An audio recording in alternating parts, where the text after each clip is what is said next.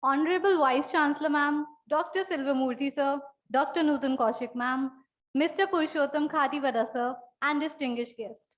A very warm welcome and good afternoon to all of you. Today, we have gathered here on the occasion of visit of Nepal delegation from Ministry of Agriculture and Livestock Development. And it is my immense pleasure to welcome you all.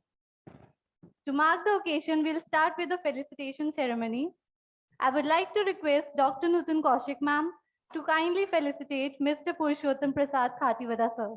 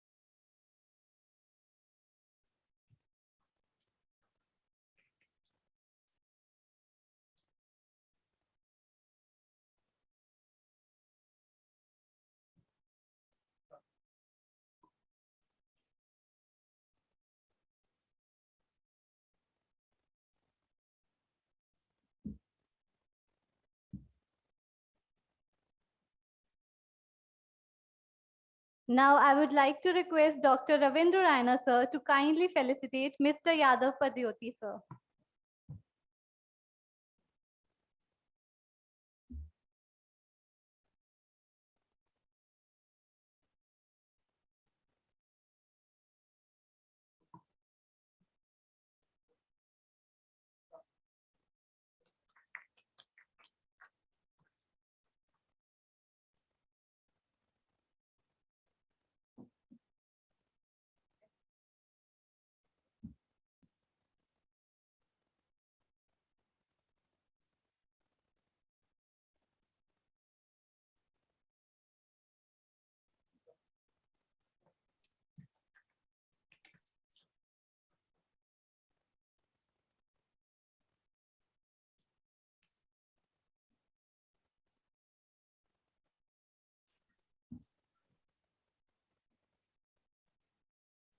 I would like to request Dr. H.N. Sin sir to kindly felicitate Mr. Shiv Kumar Shrestha sir.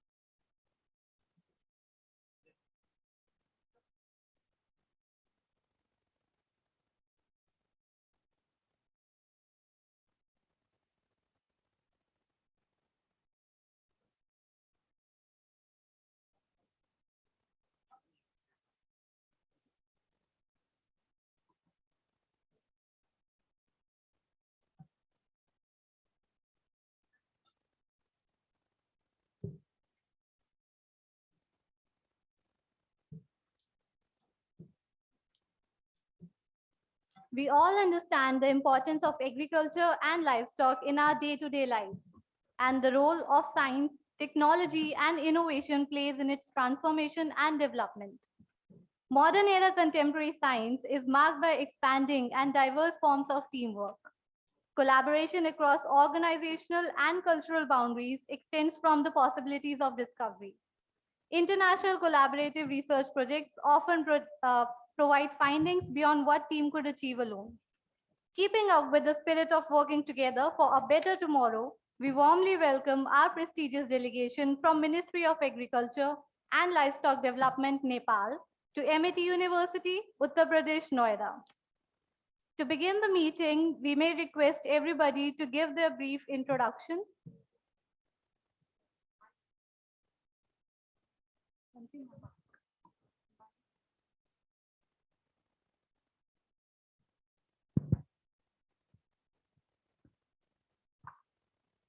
Hello everyone and namaskar.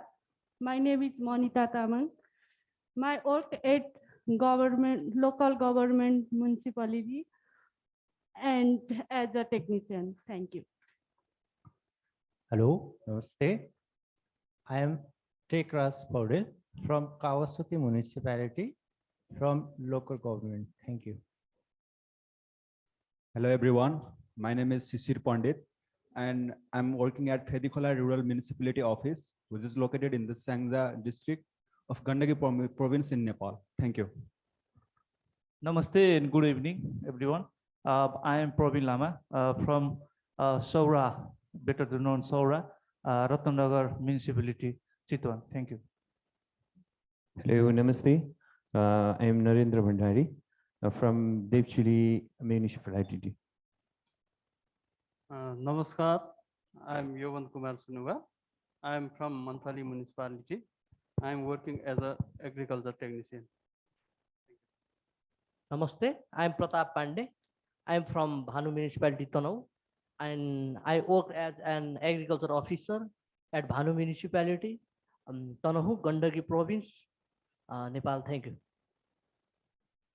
Namaste, I am Raviraj Kesi.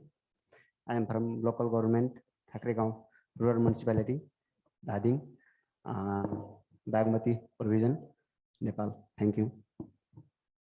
Namaste, I am Rishi Toka from Sait Lakhan Rural Municipality, Nepal. Namaste, I'm Sarmila Subedi. I'm working in local government in Gojri Municipality in agriculture. Namaste everyone, I am Krishna Prasad Bhatrai from Gandaki Rural Municipality, Gandaki Province, Nepal. Thank you. Namaste, I am Devi Prasad Sapkota, Komalamai Municipality, Shintuli. Namaste, I am Mandil Shrestha, working of the Delhi Hill Municipality, Nepal. Good evening, everyone. I'm Himani Singh from part of International Affairs Division. Thank you. Good evening, everyone. This is Preeti Wahal. I'm a part of International Affairs Division. Welcome all to Amity University. Thank you. Good evening, all. This is Dr. Goodwill Khokar. I'm from Amity Science Technology Innovation Foundation, and welcome to Amity University. Namaste and welcome to the Amity University, the entire Nepali delegation. I am Asen Singh, Director in Amity Directorate of Science and Innovation. A very good evening to all our colleagues from Nepal. This is Kanishk Jain this side. I'm an Assistant Director in the International Affairs Division. Welcome to all of you, and we hope you have a great stay. Thank you. Namaste, all of you. I'm Kamana Pokhel from Icha Kamana Rural Municipality, Chitwan. Namaste, I am Santosh Khandka, the Nibeshi Municipality, Nepal. Thank you. Namaskar, everybody. I am from Khairani Municipality. I was there in agriculture section. It is in Bagmati province. Thank you. Namaskar, everybody. I am from Pokhara, working as Senior Agriculture Development Officer. My name is Manar Kadaria. Thank you. Namaste, Biswaraj Wagle, Bash Municipality, Tano District, Agriculture Officer, Nepal. Thank you. Everybody, good afternoon. I am Binod Thapa, Abu Khairin Multi-Security from Nepal. Okay, thank you. This is Raja Dikari, working as Marketing and Value Chain Specialist in this project. Actually, this project is led by Ministry of Agriculture and Livestock Development and supported by United Nations Development Program UNDP and COICA. Thank you. Thank you. Good evening, everybody. My name is Binod Gimali, working under the Ministry of Agriculture and Livestock Development as a agriculture officer. And I would like to thank you for the Amity University for your warm welcome. Thank you. Namaste and good evening. This is Dr. Mahadev Prasad Podel. I am working in the Department of Agriculture as a senior agri-economist. Thank you for welcoming us in this university. Hello everyone, this is Akshay Wagle. I am representing Madhya Municipality, Nepal. Thank you. Hello everyone, I am Monisha Lamichane from Putali Bazar Municipality, Nepal. Namaste, I am Pradeep Shrestha, Sunkosi Rural Municipality, Nepal. Namaste, this is Dr. Namika Verma from Amity Institute of Horticulture Science and Research. I'm working here as an assistant professor. Welcome to Amity University. Thank you. Good evening, everyone. I'm Dr. Savita, and I'm from Amity Institute of Horticulture Studies and Research, and welcome you all. Thank you.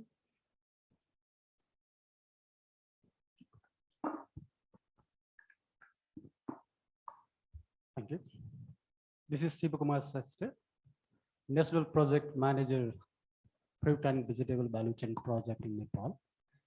Basically, this project has been led by the government of Nepal and implemented by United Nations Development Program, and financial assistance has been provided by Queka, Korean government.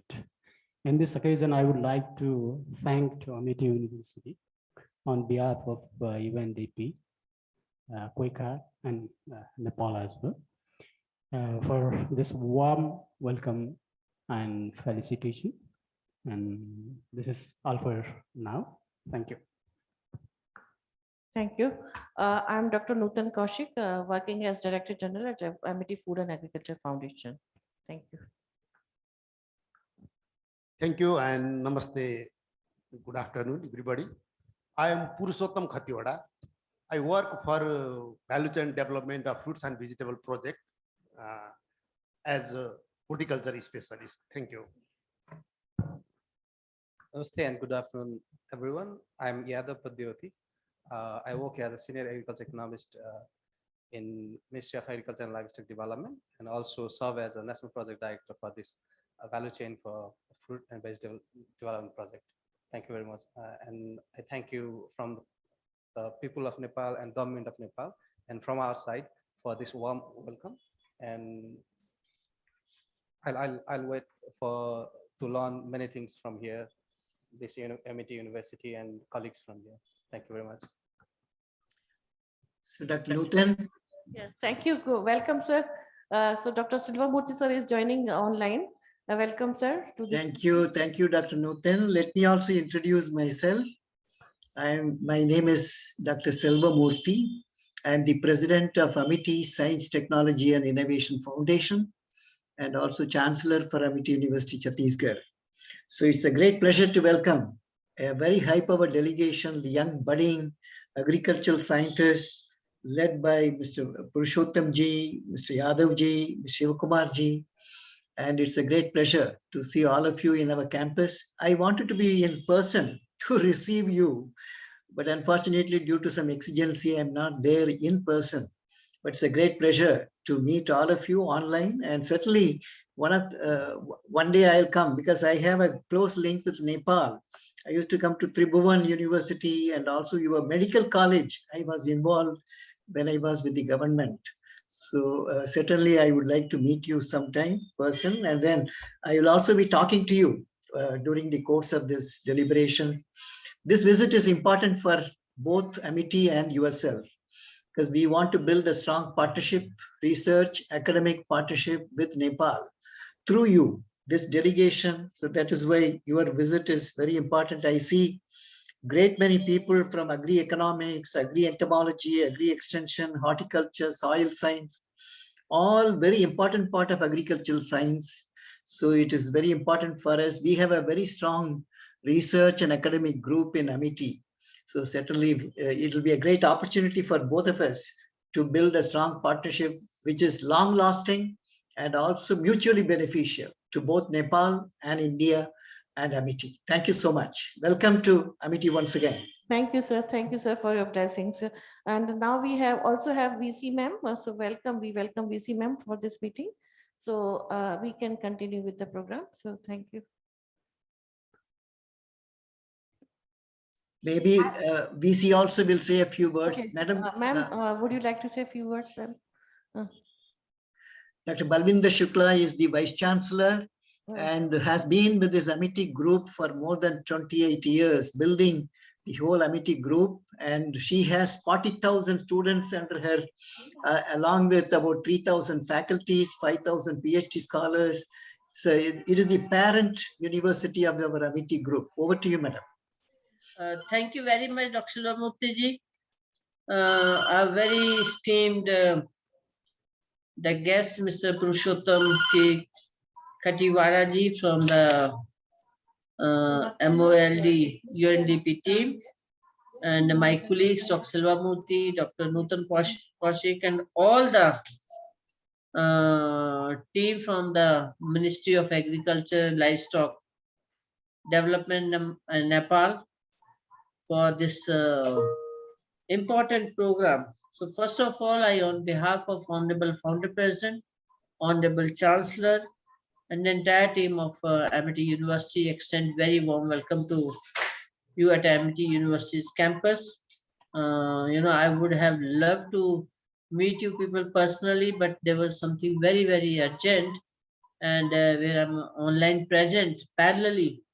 And because it was the pre-scheduled faculty interviews at the senior positions, which I was not able to reschedule, and therefore I'm being with you online. So I'm sure that that your visit is going to be a very, very important for us, where my team from the agriculture, faculty of agriculture, will be discussing the various aspects of the and how we can collaborate in the various fields, and how the Amity University can extend the necessary support and help, and how we can work together. Amity University is amongst the top universities in the country, where we have, except hardcore medicine, we have all the discipline, and the focus is on research and innovation, in addition to the bringing the educational excellence in all the disciplines. And as Dr. Murthy have shared, that how the Amity Education Group is expanding its horizon across the globe, and partnering with the various top industries, top educational institutions for the research collaborations, for student exchange, faculty exchange, and also the joint PhD supervision. So we'll be very happy, and we'll be very keen to develop the partnership with your organization. So where at Amity University and the your MoALD can work together, and Dr. Nutan Kaushik, who is our great researcher, great scientist. I'm sure that Dr. Kaushik, you are going to work out the plan as per the vision of Honorable Founder President, the Honorable Chancellor. And so with this, I once again extend very warm welcome to all of you, and look forward building the long relationship. Thank you so very much. Thank you, ma'am. Thank you so much, ma'am.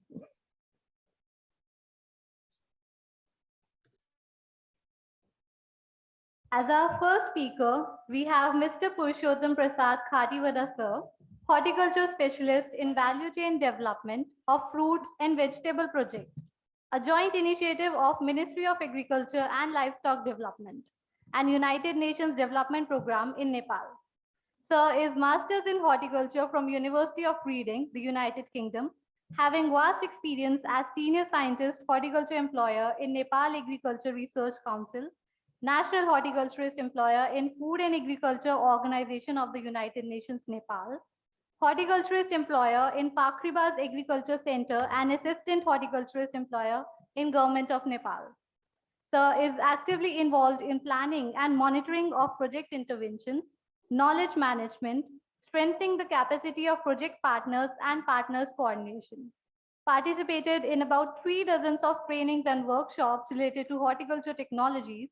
He has a total of 31 papers, 22 research and policy articles published.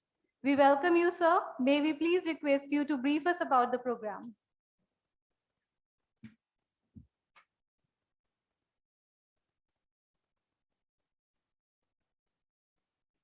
Thank you very much. Dr. Kaushik, the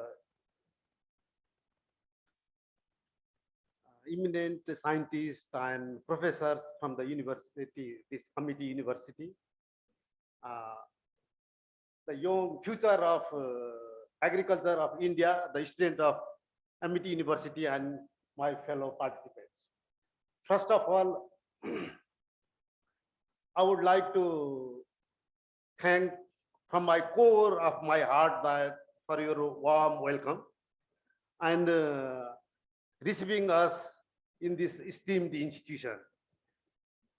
I beg pardon for not coming with our presentation, but I would like to highlight about our project very shortly and then objective of our visit to your institutions. This tour is organized by Value Chain Development of Fruits and Vegetables in Nepal. And this project is led by Ministry of Agriculture and Livestock of the country and managed by United Nations Development Program and financially contributed by Korea International Cooperation. This project is being implemented in 2 provinces of Nepal, in Bagmati and Gandaki provinces, and basically along the roadside to increase the income of smallholder farmers from fruits and vegetable value chain development of fruits and vegetables. While saying to the value chain development, we work a little on production aspect because majority of our commercial production sites are along the roadsides, and our emphasis on this market linkage and post-harvest component. Since in Nepal we have been giving due emphasis on production because of the food insufficiency in the country, but this post-harvest aspect is always neglected. That is why this project has given due emphasis on post-harvest aspect of the perishables. And while doing so, we are providing training to the farmers, basically developing capacity of the field level agriculture officers and technicians.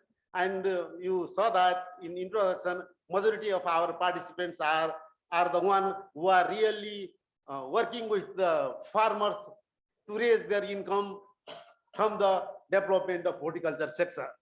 That is why we have come here, as that your university is really doing wonderful job in post-harvest aspect.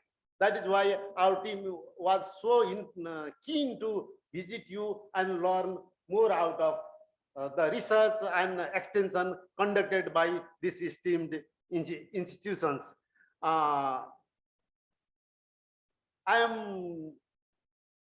We are very sorry not being on time, so schedule is very tight, so I am not going to say long. And again, I would like to thank very thank to you all for this warm welcome and your reception. Thank you very much.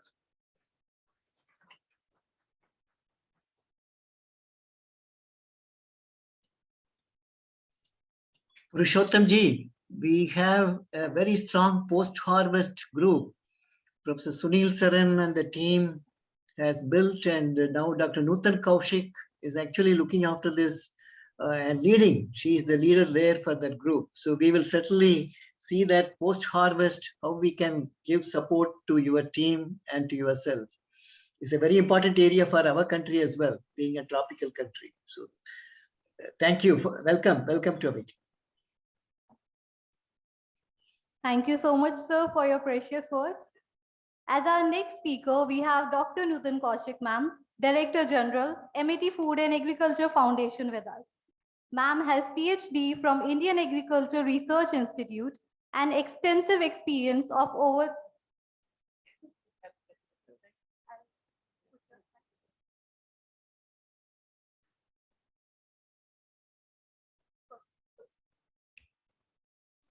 But I can introduce her saying that she is one of the greatest leaders in agricultural science, not only in India, but across the globe, heading as the Director General for Amity Food and Agricultural Foundation.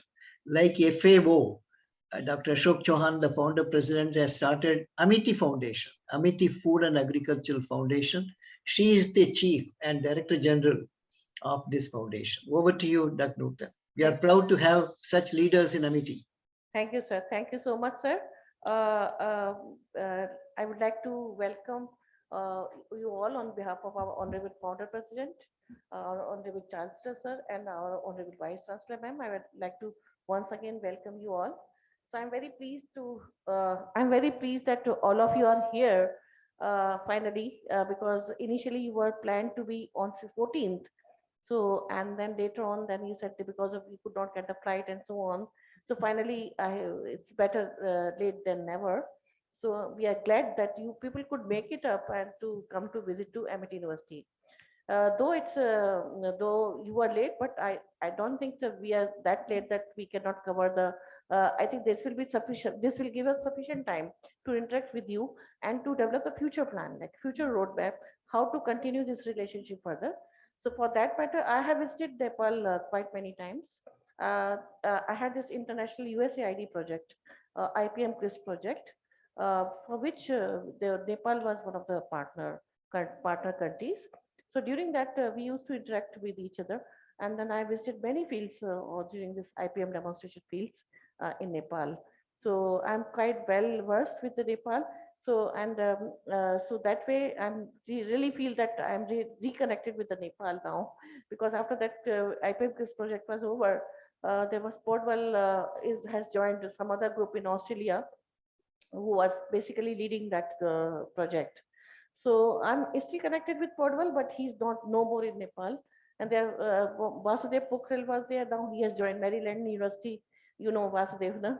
So Vasudev has joined Maryland University. He's no more with Nepal. So I'm glad that I'm reconnected with you people, all, so that we can continue working together and develop the project proposal, and not only project proposal, but also the education, like for the masters or PhD programs, or for undergraduate program, people can come from Nepal, study here, and so on. So not taking much time, I'd like to start with the presentation. First, I will give you a glimpse about the Amity University, what we are doing in food and agriculture particularly. And then Dr. Silva Zambuti sir will tell you about more about the Amity University. And then second presentation, which is on post-harvest, I'll take up after Dr. Silva Murthy's presentation. So I'm just giving the brief introduction about this one. So this is the agriculture and allied sciences at Amity University. I'm just talking about these. So we have two teaching institutions at Amity University. One at Amity Institute of Organic Agriculture and Amity Institute of Horticulture Studies and Research. Beside that, we have many research centers. So research is a focus in our university. So we have Amity International Center for Post-Harvest Technology and Cold Chain Management, as Dr. Silva Murthy mentioned. Dr. Saran has established this center about 10 years back. And then Amity Center for Soil Science, Dr. Kuldeep Singh has established that. Then Amity Institute of Herbal Research, that Dr. Dhan Prakash sir is leading that. And then Amity Center for Agriculture Extension and Services, Dr. N.P. Singh established that center.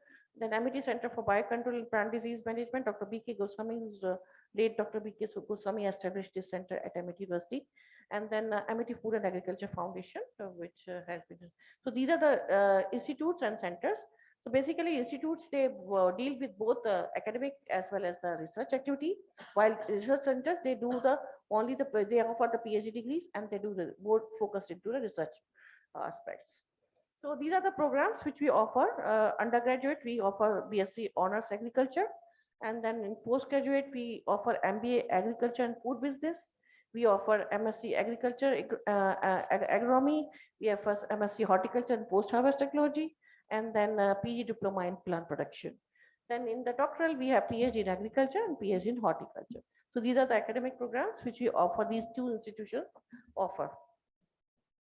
Then coming to the infrastructure, we have well-established infrastructure, which we will show some of that. Only part of the one, I think 1/10, not even 1/10, 0.1% of that we will be showing today.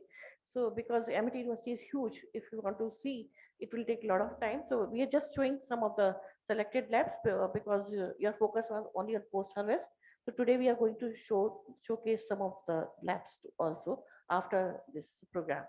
So coming to this is the R&D infrastructure. We have high-end equipments to do the very high-end research. Like so these are like we have HPLC, GCMS, atomic absorption spectrophotometer, double beam spectrophotometer, laminar flow, and then in post-harvest also these are some of the confocal and atomic absorption and so on. And then we also have this ripening chambers, like big ripening chambers for the post-harvest technology. And then we got this Academic Excellence Award in Agriculture from ICFA. And then these are some of the innovations at Amity University in this area. Agrivoltaic. Agrivoltaic is a innovation done by Dr. V.K. Jain at Amity Institute of so Dr. V.K. Jain has developed designed these solar panels in a way so that it doesn't hamper the crop growth, because it doesn't put any shade, because the height and the angle of the panels has been designed in a manner so that the crop growth is not hampered. You can grow any crop beneath these solar panels. So likewise, the farmer can, like doubling the farmer income is one of the motto of our government of India. Similarly, your government is also promoting the farmers income, and this is one of the technology which can certainly help in farmer community to enhance the income by providing the electricity and as well as the productivity. From the same land they can generate the electricity, and from the same land they can grow the crop. So this is one of the this technology was picked up by our Honorable Prime Minister as one of the key technologies and was supported by DST Department of Science and Technology. Now, another research which we are doing is the biofortification. You know, in zinc deficiency causes a lot of diseases in human beings, which we don't know. And from there, where this deficiency comes, it comes from the soil, because our soils are depleted in zinc. So plants are not able to absorb it. If there's no plant is not having the zinc, then it will not come to our food system. So in our food system, zinc comes from the soil. And so what we are doing, so instead of doing this fertilization of the soil, we have developed this biofortification process by which we do the foliar spray. We compare the foliar spray versus the soil application, and we found the foliar spray is much more efficient in improving the zinc content in the food as compared to the soil application. So this is a technology which has been validated at very high level. We have done a lot of field trials also in this technology. And then this is the Rootonic. Rootonic is a microbe, is a mycorrhiza, culturable mycorrhiza. Normally mycorrhiza are non-culturable, but this particular mycorrhiza is culturable. You can culture it in the lab without keeping the root in contact. So this is the beauty of this particular mycorrhiza. This is called Piriforma spora indica, developed by our scientist, Dr. V.K. Dr. Verma, Ajit Verma. He has, and this technology has been given to 4 companies so far. One international company, which is Sinon in Taiwan, and 3 companies in India. So, and still many companies are coming forward to take this technology. So this could be one of the technology which can be go to Nepal also for enhancing the productivity. The beauty of this microbe is that it not only protects the plant from abiotic stress, but also from the biotic stress, like from the nematode. And the plant with this who's who contains this mycorrhiza can grow or can withstand the temperature range from 50 degree to 5 degrees centigrade. So this is the range, the abiotic stress tolerance this particular mycorrhiza gives. So this is a very, people call it a wonder microbe. So this is called the gold microbe rather than, and this is another biostimulant which we have recently developed, which is called Bacillus siamensis based formulation. So which also confers the antifungal property, like it protects the plant from the fungal infection. So if you can prime your seed with this particular formulation, by priming of the seed protects the seedling as well as the plant from the fungal infection, and not only from the fungal infection, but also it enhances the growth of the plant. So it's also a growth promoter. And then this is another ACC deaminase producing bacteria, which has been like found giving the solidity, salt tolerance, salinity tolerance to the plant. So this provides a tolerance to the salt and salinity. And this is Stellaromyces propervelcis, which is also developed by EIMT by Dr. Amit Karakwal. And this contains, this again is an antifungal and growth promoting bacteria. So for different fungus, because fungal infections come from many funguses, so each one is specific to different funguses. So this is the one, and this is the zero energy cool chamber. I will giving a separate presentation about this one. So the DCC in the post have for storage of the crops for the particularly for the low income farmer. So this I will talk separately later on. And this is the ripe block technology. This is 246 MCP for delayed ripening. So you can delay the ripening by providing application of this particular curve. So we have done these studies, and then this is now available in India. It is earlier it was not registered. Now it is registered. We can purchase it, and then we can use it for delayed ripening purposes. So these are the results of this MCP application. You can see this is the control. The treatment was effective on it was only 28, while it can go it can increase the shelf life up to 38 weeks. This is another technology which is called CoolBot. We have in our field both the ZDCC as well as CoolBot. We will showing in the field. And then this is a low cost storage for small scale farmers, those who have the access to the electricity. The ZDCC is for the farmers who do not have the access to the electricity, whereas the CoolBot is for the farmers which have the access to the electricity. So I'll show you the result in my second presentation. These are some of the products which we have developed from fish waste. No? When we eat fish, we do not use the head and viscera. We do not use the skin and bones. So from head and viscera and skin and bones, we have developed these protein hydrolysates, which can be used for food purposes. And we have also developed the technology for removal of the protein from the wash water. When we do the processing of this fish or any product, from any meat product, a lot of protein goes in the wash water, and this causes pollution in the water. So how to remove that protein, that technology has been developed by us. And we all have published many good papers in agriculture, in good journals. And then we have got a lot of international projects.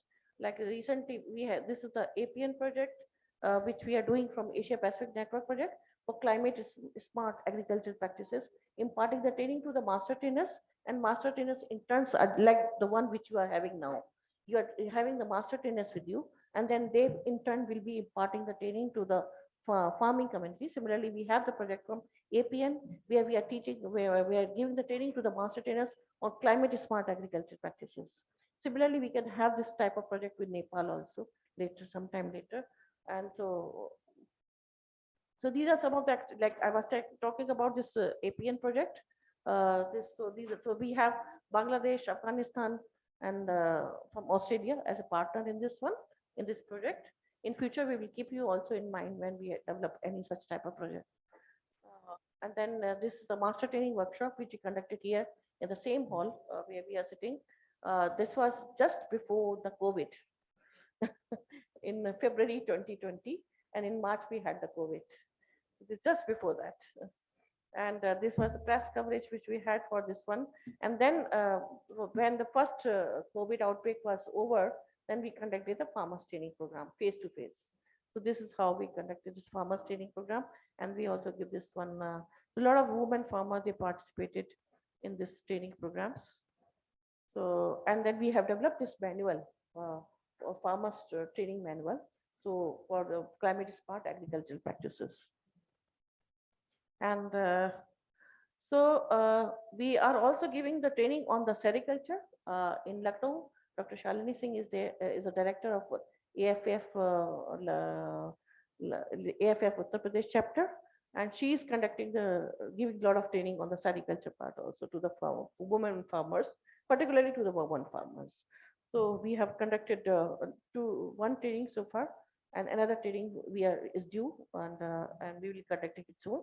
So we will also visited the unit where the spinning is done, the silk spinning is done, and that's how we are doing this one. So this is a glimpses of this training program, and then this is a media coverage, and we also created awareness program among the farmers, on the rural farmers, about the disease, pest disease. So we keep on doing this extension. Extension is very, as I told you, we have the MD Center for Extension Services. So we keep on doing such type of product where the master training, we give impart the training to the master traders. So in turn, they go and train the farmers.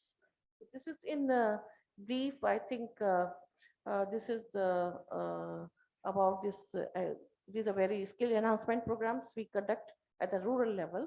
We directly go and teach the women farmers on the skill enhancement, and this on about the organic agriculture, about the azola and all that. And this climate change, this Gramin Prayogshala.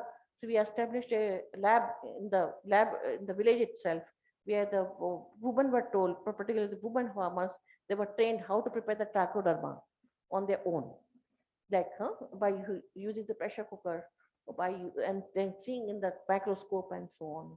So this is the type of training which we give into the women farmer.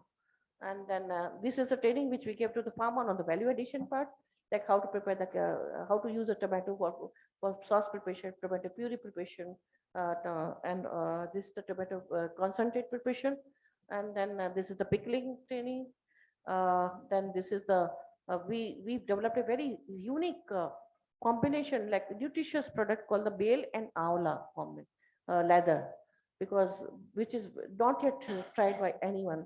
And this bale avla leather is rich in vitamin C, and also rich in many. It's good for your stomach.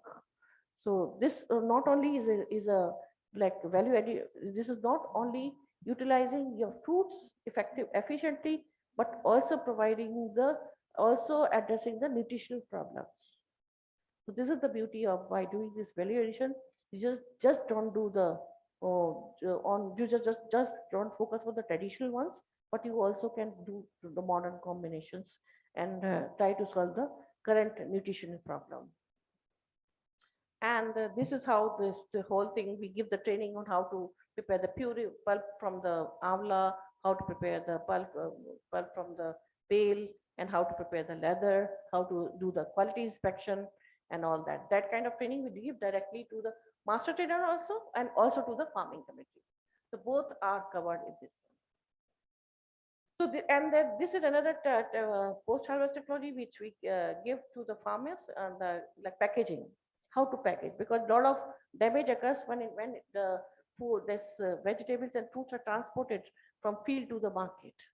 So how to avoid that damage? So by providing special kind of packaging, so like liners, craters and all that. So this is not being done at the rural level. So these kind of technologies has been provided to be at rural level. And then this is our honorable founder, sir, Dr. Ashok Chauhan. I will end with this, that this is not, this is 2030, India to become the knowledge superpower. And he says that I can say that with pride that my scientists, my researcher move with this confidence that they will do wonders and will add to the growth of the nation and will help making India not only knowledge power, but also a general superpower by 2030. So with this, I will end my presentation, and I have separate a small presentation on the post-harvest technology, which I will give later on. Not now, after those two. Thank you.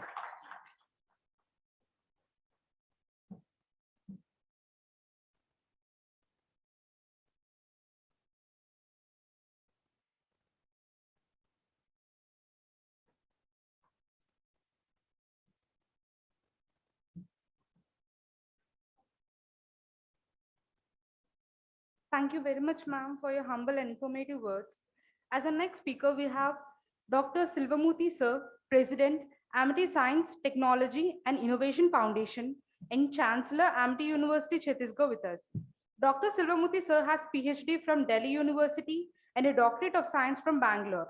He was also awarded Doctorate of Science from 5 universities in recognition of his outstanding research and development contributions in life sciences. Dr. Silvamuthi Sir has a great depth of experience in this field as he previously served as Chief Controller, Research and Development at DRDO for the Indian government. His R&D contributions include the development of life support technologies for soldiers, NBC defense technology, nanotechnology application for defense, among others. Sir was closely associated with the Department of Science and Technology for the promotion of health-related research and is a current member of the Scientific Advisory Committee of Cabinet. Sir has been awarded numerous awards. To name a few are National Award for Science and Technology Innovations presented by Honorable Prime Minister of India, Technology Leadership Award by DRDO presented by Defense Minister, Lifetime Achievement Award in the field of clinical and preventive cardiology from Honorable President of India. So we request you to share some excerpts from your immense wisdom with us.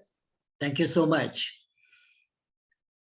So all the very distinguished members of the Nepal delegation, my own colleagues from Amity, Honorable Vice Chancellor, on behalf of Founder President Dr. Ashok Chauhan, the Chancellor Dr. Atul Chauhan, and on behalf of all members of Amity fraternity, it gives me immense pleasure to extend a very, very warm welcome to the very warm delegation from Nepal, our friends, so brothers and sisters who have come from Nepal to be with us in Amity for a few hours. And I am sure this visit will open up your desire to come more often, work with us, closely link with us. And thank you so much for being with us. The Indo-Nepal relationship is very vital for strategic partnership for both the countries, as well as sharing, because Nepal has been a cultural friend, as well as diplomatically, we have been together. So I'm sure this visit will be yet another step to foster closer relationship between India and Nepal. And this very distinguished delegation has experts in different disciplines, as I mentioned. And whenever I have visited Nepal, I have found the people are very warm, kind, generous, courteous, and also good people. So this people and friendship with Nepal will certainly enrich Indian science and technology, and vice versa, that we will be able to add value to their Indian science and their Nepalese efforts in science and technology as well. So this visit is also sponsored by UNDP. So I want to place on record our appreciation to UNDP for choosing this visit to Amity, as well as the sponsor from Korea who has supported this. So thank you so much to everyone who has been responsible for bringing these two teams together. Now let me share my screen quickly.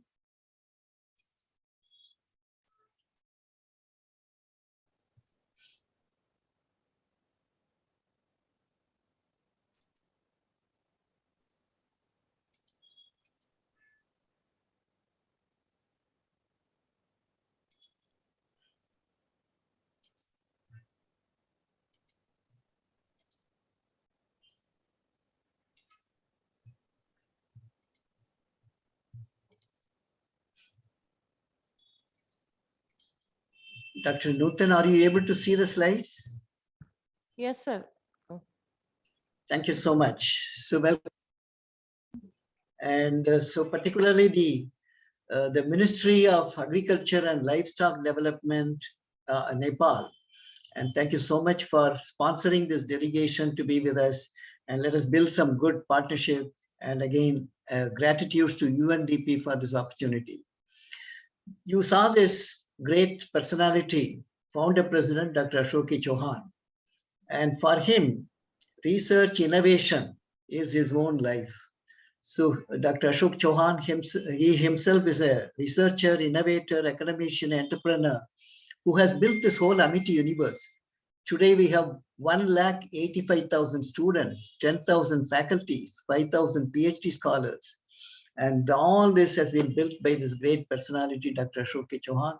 He has conveyed his greetings and best wishes to the whole delegation, and also eagerly looking forward to build a strong partnership between Amity and this MoALD, that is the Ministry of Agriculture and also Livestock Development. Just to give a glimpse, I want to give a glimpse about Amity Group so that you should know. We are not only looking forward to work with you in agriculture with a focus, but also we would like to create an awareness about our Amity Group itself. So we are in 11 universities in India, and these are some of the campuses which I have shown.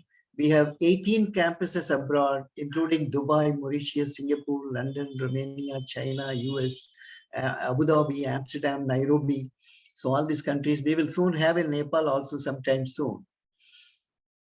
And we run about 300 undergraduate, postgraduate programs, including in food and agriculture.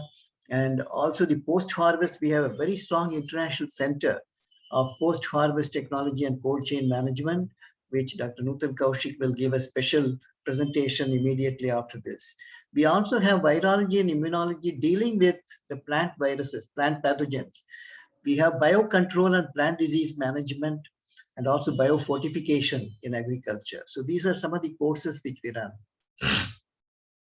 Our university at the national level, we are 25th in the country. We have more than 1,000 universities. So out of which we are now 25th rank in the country. And we are in pharmacy, we are number 11. In research, we are number 13. And we are among the top 3% globally, this university has judged by the Times Higher Education Group. We are accredited to WASC as well as QAA. So we have such international recognition. And QS has ranked Amity as the top state private university in the country. And we have 1,85,000 students, and we have filed now 1660. It has now moved to 10 patents have increased more in last couple of days. So 1,660 patents, and many of them are getting granted, translated into product, technology, and processes reaching out to the people. We have both national and international projects, like, for example, Bill and Melinda Gates USAID project, DFG's Germany, and also national projects funded by government SMT institutions. The Indian Intellectual Property Office of the Government of India has conferred the National Intellectual Property Award 2020 on Amity University for top Indian academic institution for patents and commercialization, a reflection of Amity's commitment to research and innovation. This was a recent award given for the patents and commercialization as the top academic institution in the country. This is about 6 months back we received. We built human resource. That is the most important thing. How did we achieve all this? Because we built the human resource, both senior people like Dr. Nutan, and we also brought young people like Dr. Nalini and others. And then we also had link with Nobel laureates. More than 8 Nobel laureates are directly connected with our institution as holding the honorary doctorates and connecting with our faculties and research scholars. Then we also have 300 plus honorary and adjunct professors who are also value add to our programs, both in academics and research. Some of them are here from Stanford, University of Cambridge, Brown, Toronto, and also NUS Singapore, and Japan, Kyoto University, and Cornell, and many more. So these people as honorary professors, they add value, and we have such senior people who are linking and guiding, mentoring, and our faculties. Some of them are shown here, and these are the young prestigious faculty fellows. We have Ramanujam fellows, Ramalinga Swami fellows, inspired faculty.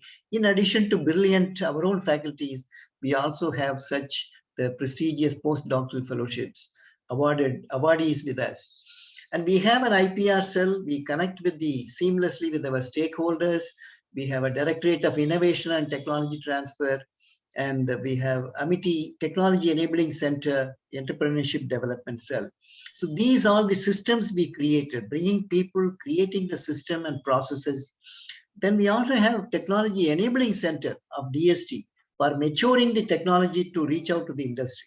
If it is a technology readiness level at 2 or 3, how do you bring it to TRL level 6? So we work through this Technology Enabling Center. So we have been able to transfer the 18 technologies to the industries. We have an incubator, which has incubated more than 300 companies. 70 startups are doing well, and we have taken equities, and some of them are here, the incubators who are very successful startups. And because India is third in startups, the ecosystem, and we are going to have about 100 unicorns coming out of these startups. So we also have contributed to that. We created such beautiful labs, which Dr. Nutan Kaushik showed. And so please come and work, encourage your scientists to come and work in our laboratories, because we have, Indian government has fellowship schemes and schemes for exchange of faculties and students. So please, so all these facilities will be available to your people. Then we create, Dr. Ashok Chauhan has created missions like Mission Connect. We are connecting with you. So Mission Synergy. So this connect will bring the benefit for both you, your group, as well as your country and Amity group. So this Mission Synergy, working together, is a force multiplier in our efforts. So we have Mission Synergy, and such kind of missions drive our the faculties and research scholars and staff. And then we also bring industry to our universities. We are bringing, not only connecting with the industry, but we are bringing industry to our campus. Like Tata's, they have put a major facility for automobile and aerospace. And Quanser from Canadian company has put on control systems. So we have MOUs with many countries. Maybe that we will also have one with your Ministry of Agriculture and the Livestock Development, which is a very prestigious MOU, which we would like to have with you. And similarly, we have more than 100 to 300 MOUs that brings force multiplier effect, including an Indian Council of Agriculture Research. So all the agricultural institution of Indian government is connected with Amity Group, Amity Universities. So we have a formal MOU with Indian Council of Agriculture Research. And these are the expertise areas. And besides agriculture and food, which you have already got some glimpse, I thought you should know more about this multidisciplinarity of our university. So we have computational biology, cancer biology, translational research, stem cell research, neuroscience, molecular medicine, Indian systems of medicine like yoga, Ayurveda, Siddha, Unani, as well as homeopathy. We have a strong environmental group. And we also have data science, artificial intelligence, machine learning, deep learning, cyber security, space science. So our group has all these verticals in emerging areas of science and technology. This is how the patents have grown in the last about 10 years.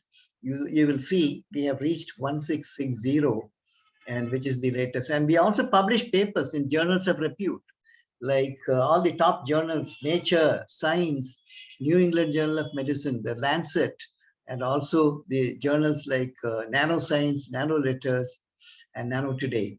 And these are some of the publications. Mega Mission publication drives quality publication, not only in numbers, but also in terms of the quality of publication. Our H index of our university is 97, is the H index of Amity University. For a young university, which is just 16 years young, this is creditable. And some of the innovations, whatever she has said, I'll just skip, but others, we work on wastewater, which generates electricity. So this is again by Dr. V.K. Jain, which we have transferred to Deccan Waters, which is a 2,000 crore company, where you will be able to generate electricity from wastewater, and the same electricity can be used to remedy that water, so purify that water as well. Similarly, these are herbal hand sanitizer, which we have transferred to NACL Industries at Hyderabad. And this is another floor disinfectant, which we have transferred. And these are all technologies which have reached herbal colors for food and cosmetic industry. We have transferred to Subalakshmi industry in Gujarat. And LPG gas sensor as to Pune-based company. And also we have herbal mosquito repellent using incessant sticks, which is loaded with the herbal mosquito repellent. We have transferred this to a Gurgaon-based company. And biodegradable plastic, which is very important innovation from here, which has gone to an American company, Boston-based company, in addition to Indian companies. This is a very frugal innovation to give portable water in rural areas, villages, where you may not have such kind of water bottles and water purifiers, electricity may not be available. So we have made simple innovation. Just pick up the pebbles, etch them to give greater porosity, impregnate the nano silver particle into the pores and put them in a container like this and keep dipping that in that water for 2 minutes. Water gets purified of microbial contamination. We are improving the efficiency of the photovoltaic cell for solar energy harnessing. And we also have eNOS for detecting if someone has to go inside safely into the sewer and sewer workers in manholes. So we have devised a helmet mounted system to detect the toxic gases like hydrogen sulfide and methane and other gases which normally sometimes become lethal. And these are very important for cleaning the nano sponge. We have developed for industrial effluent clearance, and we have also a photocatalytic reactor for the handling of effluents coming from industry. This is for agriculture to improve the shelf life of bananas as well as the fruits. What we have done is simple biofilm coating on this, which can increase the shelf life by about 2 weeks. So this type, I think Nutan will be giving more of this. So I will just stop here. And so this is on the agriculture, which she will be talking. Can I just call you in a few minutes? I'm giving a lecture. So we have Amity Institute of Indian Systems of Medicine, which we have a herbal garden. And in our New York campus in Amity University in New York, where we have put a strong global research hub. We have created a global research hub. And through this, we are also having a vertical on sustainability as the focus, and also the Ayurvedic biology as yet another vertical which we have created there. We have in Dubai, Amity Dubai, we have a big ground station to get satellite communication coming to the ground station. This is our own Amity Dubai satellite ground station, where we get from existing satellites the information. Our students analyze this data for various applications. We are also developing a nano satellite to be put in space, Amity Nano Satellite, which is a 4-cube, which will carry atmospheric parameters monitoring sensors as payload. And the first biological payload into space from India is going from Amity University, Mumbai, and where we are putting a callus of a plant, agricultural plant, vegetable plant, as well as a bacteria. 2 biological payload will go to space through our PSLV in this year, 2022. And the environmental science, we have our presence in environmental monitoring, Antarctica, and also the Indian expedition to the Southern Ocean.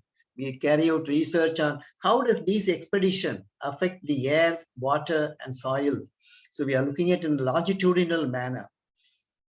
These are some things done, and our people achieve a lot of things. I see Dr. Nutan Kaushik here, Agriculture Leadership Award 2019 by India Today was given to Dr. Nutan Kaushik. We are fellows not only in India, Indian societies, scientific societies, but also Royal Society of Chemistry, Royal Society of Biology. So our faculties are fellows of such wonderful academies, very reputed academies. There are 17 Amity University faculty members in top 2% globally, which the Stanford survey done, and India has got about 1,500. 17 of them are from our Amity group. That gives us the pride to show that our quality of the faculties and also their very salient, outstanding, path-breaking research contribution they make. These are some of the verticals which we have. Now, we also have started a MTech Defense Technology program. So please propagate this in Nepal. If anyone wants to take this program, we are also starting BTech and BTech MTech integrated in defense technology. We are already running MTech defense technology program, and because it should contribute to Atmanirbhar Bharat in defense technology. So we have combat vehicles, we have the aerospace, naval systems, as well as high energy materials, directed energy systems, and also communication and sensors. So these are the 6 vertical specializations. These are the great charismatic, dynamic young leaders as chancellors of Amity universities are driving this, and they're all product of London School of Economics, Wharton Business School. So this is once again welcome from all of us, including founder president and also the chancellors. I'm sure this interaction today will pave the way for creating a strong partnership. We are shaking hands today for this, particularly agriculture post-harvest and cold chain management and other related domains of agriculture and food. But I'm sure this will open up many, many more avenues between Nepal and India through Amity University. Thank you so much.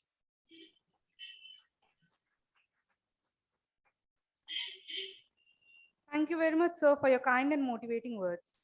Now we request Dr. Nutan Kaushik ma'am to share her presentation on post-harvest technology.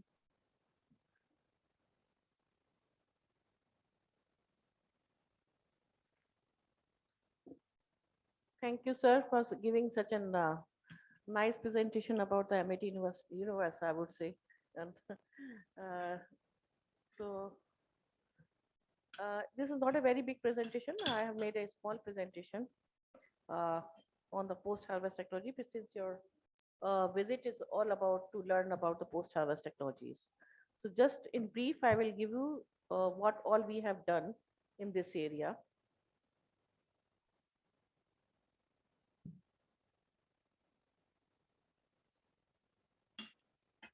So this is a horticulture scenario in India. So even during the pandemic, we can see that this sector is the only sector which has registered the positive growth despite being the pandemic. So this is what I want to highlight, that horticulture sector is something, agriculture and horticulture sector are somewhere like the IT sector, which registered the positive even during the pandemic. And you can see this growth is increasing day by day over the period of time. And then, so we are expected to have highest ever horticulture production, 329 million tons, despite in 2021, up by 2.98% over the previous year. So the increase in production has been registered in vegetable, spices, medicinal, and aromatic crops. And the reason in this increase is that because of the nutrition factor, people become more health conscious. They wanted to eat more nutritious food. So that's why this increase has registered tremendously after the pandemic. The production of fruits is estimated to be 102 billion tons and all that. So demand for healthy food has increased, overall consumption of spices in this country and also in the export market served by the India. This has reflected in the increase in production of spices. Aromatic and medicinal crops have registered a growth of 6.11%. So this is an area where the people are moving towards too. So if you want to enhance the income of your Nepalese farmers, ask them to cultivate the aromatic and go for the crop diversification. Ask them to grow the aromatic and medicinal plants. These are the plants like Dr. Rena is sitting here. He's an expert in aromatic and medicinal plant. So he can tell you what kind of sorcia we are getting from Nepal and how it is being sold in Nepal. He can tell you the entire story about the sorcia. In what manner it is how it is coming from Nepal to India, and by the time it comes to the market is a totally different sorcia. So this is story you can very well know. So if you really want to increase this thing, we need to emphasize for the crop diversification for the Nepalese farmer, so that they can enhance their income. They need not to diversify the entire crop. A certain area of their field they can dedicate to the aromatic and medicinal plants, by which they can enhance their income. So we did with Dr. Saran's group, when Dr. Saran was here, they did a project on BMGF with the Bill and Melinda Gates Foundation supported project. where they focused on 2 states, Uttar Pradesh and Uttarakhand, and they selected various foods. They did the assessment of the post-harvest losses and how to minimize those post-harvest losses. So this was the main objective of this project. So various foods, mango, lychee, guava, banana, and many vegetables, brinjal, okra, cabbage, cauliflower, sponge root, bottle gourd, tomato, potato, peas, and onions. Studies were done on all these crops. So this is the result of the post-harvest loss assessment, because still we do not have the accurate assessments for all the crops in India, not only in India, but over the world also. So this WRI did a special task force they created last year, just to have the how much is the loss actually, which is reported in the literature, and literature is silent about the many crops. And this report is available in public domain now. So I was a part of the task force which they had, the WRI had. So if you really see these losses, so the losses can vary from crop to crop, and like from 30% to up to as high as 80% to 90%, the losses. Some fruits are very perishable. They have shelf life of only 2 days or 3 days. For them, even if we increase the shelf life to by even 1 week, that is a tremendous contribution we can make. So, so these are the technologies which we developed under this BMGF product. Though they seems to be very small and minor technologies, but they make a lot of differences in terms of the minimizing the crop losses. So one is the portable shed, which we developed, then packaging, on-farm storage, minimal processing, whole tomato concentrate, semi-processed product like juice and pulp, lactic acid fermentation, solar drying, and waste utilization. So these are some of the technologies which we have propagated to the farming community through this project, in the BMGF project. And this is the portable shed. You can see it's very simple. Doesn't need any high-tech technology, but it minimizes the moisture loss. When there's a heat there during the summertime, there's a tremendous heat. The moisture, by the time the farmers cut their crop and bring it to the market, there's a moisture loss of as high as 30 to 40%. And this can minimize the moisture loss. So if you have the shade, if you can build this portable shade in your, you can take this shade to any place wherever the farmers are doing the harvesting. So close to the harvesting, you can create these shades, and then farmer can put the vegetable, the cut vegetable, in these shades. And by this portable shade, they can save, they can minimize the moisture loss to merely 5% to 10% against the 40 to 50%. So this is the saving they can do, because it's about the direct sunlight from the harvested crop.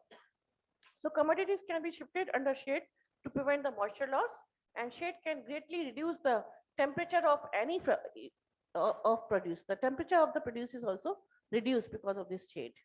And then shelf life can be increased and quality can be retained. So the loss of quality can be retained because of the not only of the moisture loss, but also the quality of the food is also retained. So this is the then in packaging, here you can see. So these are the plastic pipes which we used, and over the plastic pipes we just covered with some kind of, you can use any shade net or any kind of what you call the hard cloth or even polythene. Polythene will heat up, but clothing is recommended over here. Then in packaging, when we did the team did the survey, they found the traditional practices to package in the edges can be bruised and the product can be damaged because of this one. Newspaper is used for cushioning the contains poisonous ink, because newspaper contains a lot of ink and it can get transferred to the fruit or vegetable which you are carrying. So normally people use the newspaper for this thing. Then packaging packages are overfilled, which result in compression damage. So this is the traditional packaging. We have these type of losses, or we have these type of problems. So in this technology, what we did, we provided them the lined crate, and then plastic crates with CFB liner, then CFB boxes with partition, clinch film, shrink wrap. All these are very small things, but means a lot to the farmer. Okay, For the farming community, it's a great, great, great technology, small things, but great saving for the farmer, for the post-harvest losses. Small, big. For us, we know that this is very common thing, but farmer doesn't know about it. We need to create the awareness among the farming community. We need to teach the farmers how to wrap it, how to put it in the tray, from where to procure this clinch film, from where to get these crates, and all these things need. So this kind of linkages and training is very important for if we are talking about the farming community. So it's very common. We see in the cities these type of packaging, but if you go to the farmers field, they are not available. So this is the type of training which we gave to them. The clinch film and modified atmospheric packaging is the one which is a very advanced one, where you store at a low oxygen level or by putting the nitrogen gas. You replace the air with the nitrogen gas. So this is modified atmospheric packaging machine, which is used for this packaging. So this is a simple, you can see the crate liners, it reduces the abrasion, it prevents the secondary infection because abrasion is not there. So why the secondary infection occurs? It occurs because because of the abrasion, the skin of the fruits or vegetable is bruised, and because of which the secondary infection occurs. If you can stop that, you can stop this loss due to the secondary infection. Then better quality and more return to the farmer community. Then film wrapping reduces weight loss, and then it reduces controlled atmosphere, and then extend shelf life and acceptable to the consumer. Clinch film, it's such a nice thing which is available. Then CFB boxes, corrugated cardboard boxes. Simple thing, very simple thing, but people are not aware. We see this packaging in now in the city. We see the apples and all pears, they are coming in this one. But at the harvest level, they are not available. At the village level, they are not available. This is what the linkages need to be created from the knowledge which is sitting in the cities need to go to the farming community. Then this is a ZECC, Zero Energy Cool Chamber. This is a simple technology developed by Dr. Roy in IRI. So when he moved to MIT University, he perfected this technology over here. So, so this is just a brick structure, double layered brick structure covered with this hay. And then this hay is actually, we put, and then this is, we put the vegetables inside this thing, and we put the sand between these two layers, and the sand we drip the water, and because of which the temperature is lowered. So there's no use of electricity. Any farmer can develop this technology from a small one to the 1 ton. We have perfected this up to the 10 tons also, 10 metric tons also. So from a small, which we will see in the field, from that up to the 10-ton structure we have created under the DBT project. And then shelf life of this tomato is increased by 1 week or 2 weeks. So by keeping only in these structures. So some of the farmers even used to keep their milk, which is not advisable, but they kept use this to keep their milk. If they are not able to sell it today, they used to keep the milk also and then sell it next day. So they were using very perfectly wherever we have installed these ZECC. One of our Afghanistan student has established this ZECC in Afghanistan, and he established this in the market area where they are not. So even the marketeers, though those who have a small markets who sell on the vendors, they found it very useful because for them they do not find any place where they can keep it safely. They do not have fridge, they do not have anything. So for them it is coming out to be very useful, this thing. So this is the technology, very simple but very useful and very effective for the small holding farmer. We do not have the access to the electricity. So this is the cool bot technology which I was telling in this one. So here we have this is the device which is called the cool bot, which cuts the electricity. It has a sensor. So so with this sensor, it cuts down to the, so there's a cutting point in every refrigerator, which makes it like to by which we can maintain it up to only 25 or 30 degrees centigrade. But this helps in bringing down the temperature, cuts off that one, and then bypass this signal, and by which the refrigerator is, by this air conditioner is able to maintain the temperature up to 10 degree or up to 5 degrees centigrade also. So simple refrigerator, common refrigerator can be used to create the cold storage kind of conditions similar to that one. So this is called the cold room. We can call it cold room, and then you can keep it your vegetables and fruits and vegetables and enhance the shelf life for by 4 weeks also. So this is the technology which we have perfected here and demonstrated at farmers field also, this cool bar technology. And this is, you can see this is in Sultanpur we established a school water, and then you can see this, the ambient temperature is 40 degrees centigrade, and then inside it maintained the 15 degrees centigrade. So it maintains the differential of 10 degree lower than what is 10 to 20 degree lower, whatever we set it, than the ambient temperature. So inside temperature is 15 degrees, because of which the vegetables remains safe in this one. And this is the economic aspect of the cool room. So it is quite profitable. It does unlike the cold storage, which costs a lot of money.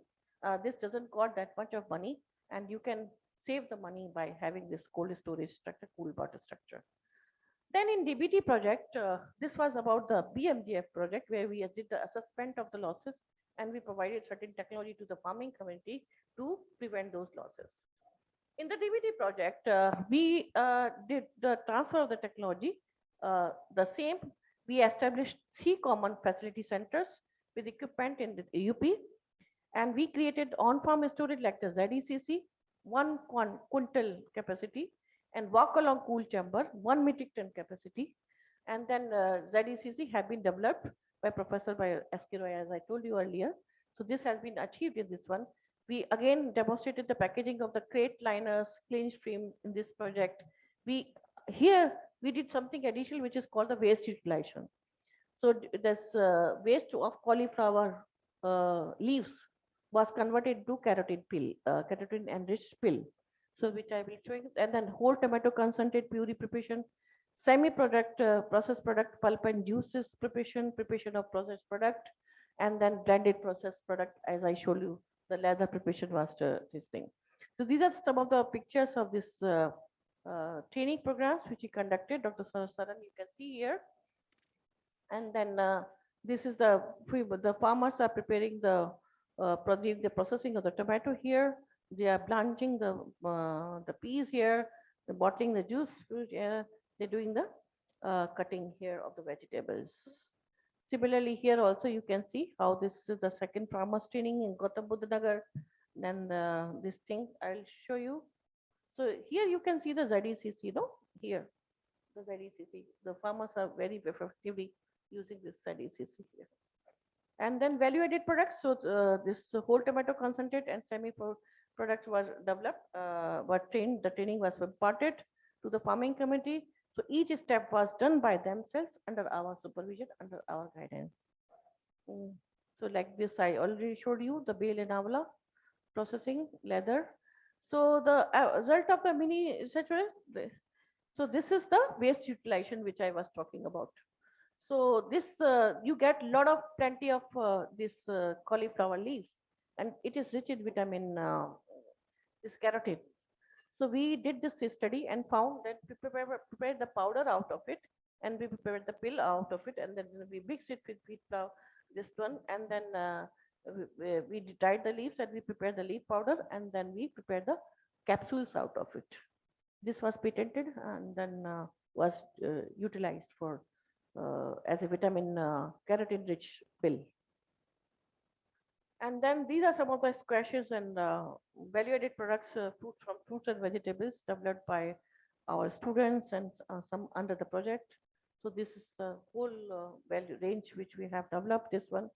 Then in Roman House project, I was talking about this this delayed ripening one with MCP.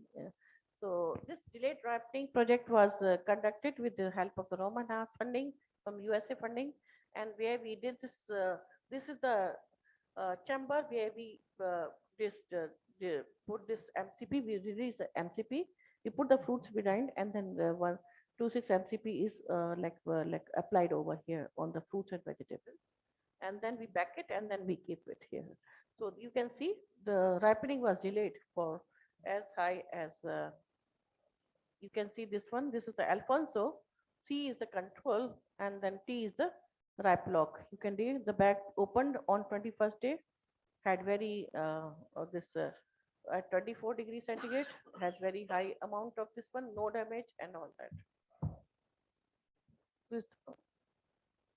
So ripe lock technology is available and can be used very effectively for all sort of vegetables, and this certainly is a very useful. You can see the treated fruits were up to 38 days after treatment was full ripe stage was noted to be about 2 times higher than the full ripe stage control fruit in the 28 days. Thank you for this. So this was in brief about this post-harvest thing. If you have any questions, you can ask later on, or we would like to ask now. I think it is better to clarify now itself, Dr. Nutan. Yes, It is yes. better so that they may like to clarify certain Yes, issues. certainly, yeah.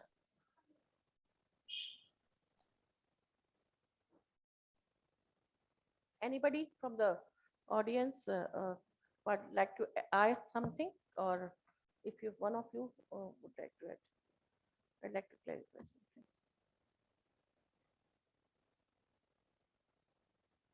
Yes, please. Yeah. Anybody?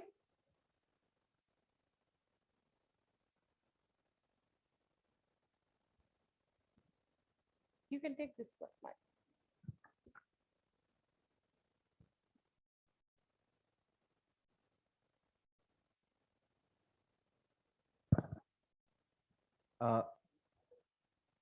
Thank you, Dr. Nuthan, for your insightful presentation. I have some queries about your nice technologies, actually on the part of cost, because being an economist, I'm more focused on cost. We have been using some cool boots in our country, though we haven't been able to efficiently utilize those cool boots. But when I saw your cost calculation for coal boot, you said that it costs only 1.2 lakh, I guess. Yes. So, This was- but in our country, I'm not sure whether it is going through which company or which traders, Mhm. but it is costing huge amount of money to the Really? farmers. We can Yeah. discuss that, yeah. Yeah. I think. So if that's possible, then we'd be very glad. And because at the end of the day, we are here and we are working for reducing the cost of production or cost of post-harvest handling for the farmers, so that we can ensure that they get more price of their produce. So that is one part. Thank you. Okay. So I think we can certainly exchange our notes on this one, and then try to see where, how and why your cost is higher than ours. And is it the size which is different, or is it the cost of the cool bot which you are getting is different, or is it the room which you are constructed is different? Like even the rooms we have designed ourselves. These rooms, cool bot rooms, which you see, are very special walls. So they are also designed by us. So apart from this technology you have presented, I have some other queries or requests. Actually, this MIT University is doing a very great job. I saw one of my professor here, Dr. Kadambut Siddiqui. I was is a student in University of Western Australia. So there has been many cooperations with universities in Australia, USA, or some other universities. We used to have collaboration between ICAR before, and also some of the universities, government universities. I don't know. I heard that MIT universities are private undertakings. So I'd be glad if there are some opportunities or avenues where we can collaborate our research institutes there in Nepal, universities in Nepal, and even the ministry itself or departments, they can have an opportunity to collaborate with the MIT University. We'll be glad for that. And we'll be looking for the avenues for those opportunities. This, as you know, this USAID are now focusing only on the Feed the Future countries, and Nepal is one of the Feed the Future countries. I think we should tap more of that type of funding from the USAID, because, and then that funding request, the funding demand or the collaboration demand should come from Nepal itself. Okay.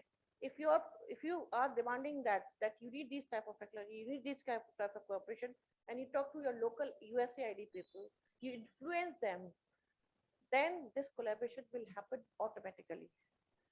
Okay, this USAID project which I was talking about, IPMCRIS, was initially they were not focusing only on the Feed the Future country, but they were focusing on Asia per se. But later on they changed their strategy. They were focusing only on the Feed the Future country since 2015.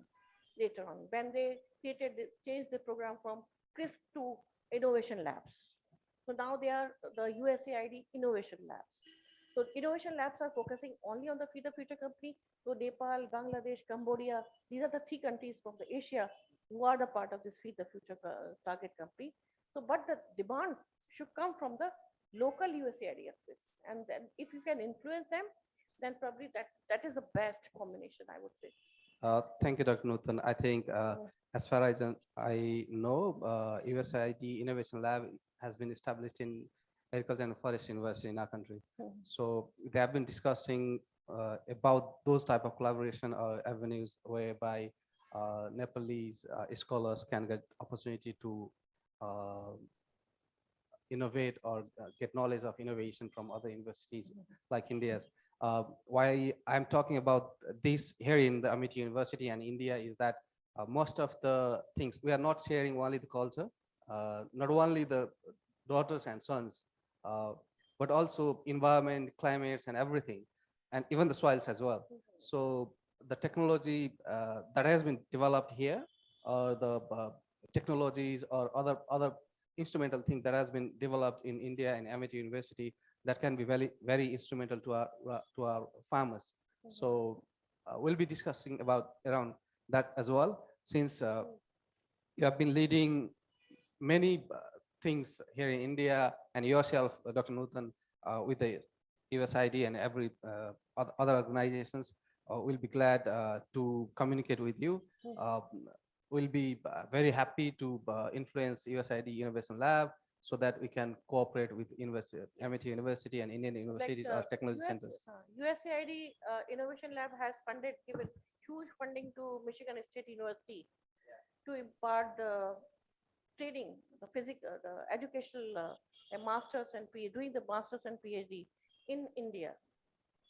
So, and then at that time they had approached, I was in Delhi at that time, and we helped them in bringing those students from Bangladesh and Nepal, and also from these countries to India, and then settle them down. So they give a lot of funding for these type of things.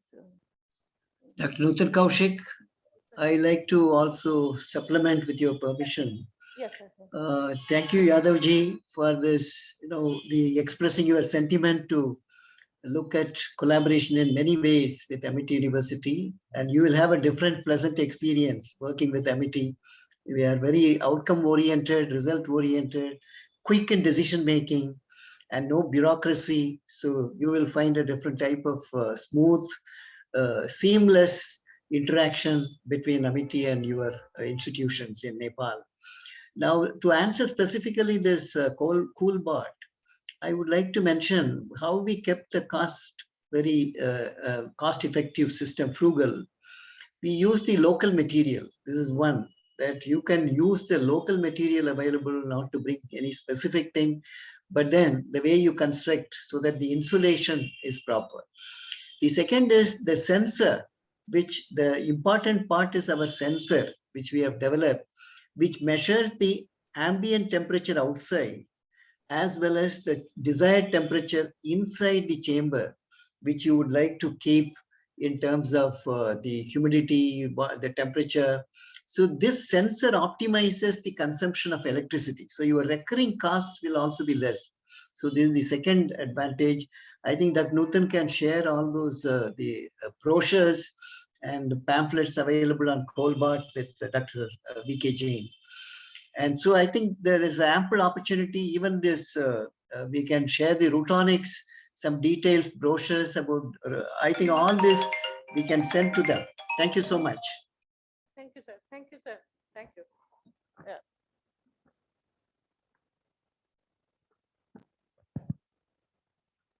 Thank you so much, Dr. Nathan, for your comprehensive and informative presentation. It's more about the science, but I am just try to bring it from social perspective. We are also this type of technology has been adapting so far, but the problem that we encounter at the ground level is the adoption of the technology by the farmers or the intended beneficiaries. So could you please educate us? What is the how do you identify the research agenda for these research, as well as what is the interface between the farmers or the beneficiary with the research? This is my first query to educate me. And the secondly, I would just try to explain is there are some always we face some critics in Southeast Asia that scientists they are just doing the research for producing the paper. There are a lot of scientists who has been produced 15, 16, 17 paper, but this technology has not been very much useful or has not been adopted by the farmers or the intended beneficiaries. And could you please elaborate a little bit on it?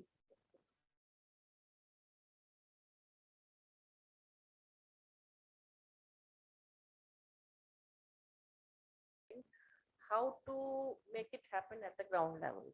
Okay, so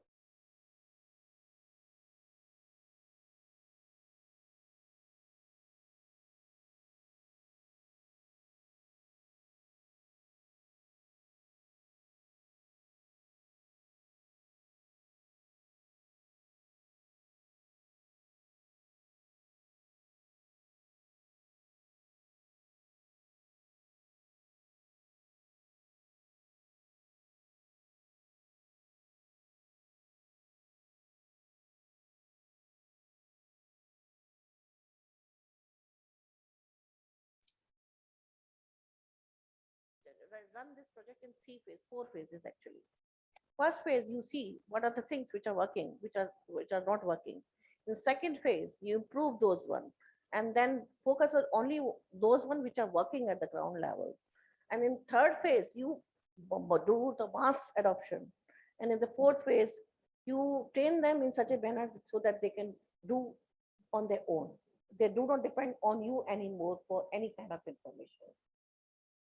So this is the model which we have done very successfully for this large adoption of any technology, particularly the IPM I'm talking about one. This is the more. For 15 years, we continuously worked with the same villages.